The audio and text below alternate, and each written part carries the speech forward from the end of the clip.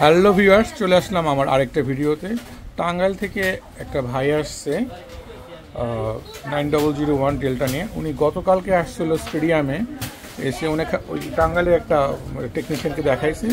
ওনারা যে প্রবলেমটা আমি শুনি তার। দাদা, আপনার কী প্রবলেম এই মেশিনের? প্রবলেমটা খুব করে লোড সাইডে দিতেছে এরকম।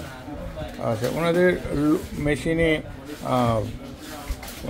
আউটপুটও নাকি আছে, আমি আউটপুট এখনো দেইনি।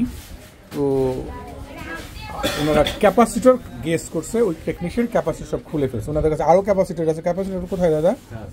আরেকটা মেশিনের দুইটার একই সমস্যা, আরেকটা ক্যাপাসিটর ওনারা খুলে নিয়ে আসছে। কিন্তু ক্যাপাসিটরগুলো আমাকে গতকালকে কাজল এন্টারপ্রাইজ থেকে ডাকছে মোহিন ভাই। আমি দেখলাম যে ক্যাপাসিটর ফার্স্ট ক্লাস আছে, ক্যাপাসিটর কোনো সমস্যা না। ওই টেকনিশিয়ান এটা বুঝতে পারেনি। আরও 4টা ক্যাপাসিটর ওনারা অন্য মেশিন থেকে উনি খুঁজছে, ক্যাপাসিটর ফার্স্ট ক্লাস আছে। আমি ক্যাপাসিটর পরীক্ষা করে দেখলাম, ক্যাপাসিটর ভালো আছে। তো মেশিনের আমি ক্যাপাসিটর ছাড়াই আমি লাইন দিয়ে আগে দেখলাম যে মেশিনের ভোল্টেজের সমস্যা আছে, আপনার এই ফাংশনে ভোল্টেজের প্রবলেম, যার কারণে এই যে ফিডব্যাক ভোল্টেজটা এসে রয়েছে যে আইসিতে। এই জন্য এটা যখনই লোডে যায় তখনই এটা ক্লিক করে ছেড়ে দেয়।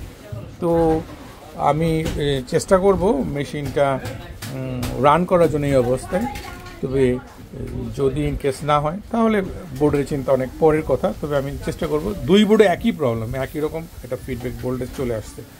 তো আমি চেষ্টা করব এই বোর্ডটাই রান করার জন্য। আর কী হয় না হয় আপনাদের ডিটেলসটা পরে জানাবো আমি, কী হয় না হয়, এই কাজটা কমপ্লিট হলো কি বা কীভাবে কমপ্লিট হলো সেটা আপনাদের জানাবো। তারপরে মেশিনটা আমি আপনাদের একটু অন করে দেখানোর চেষ্টা করি।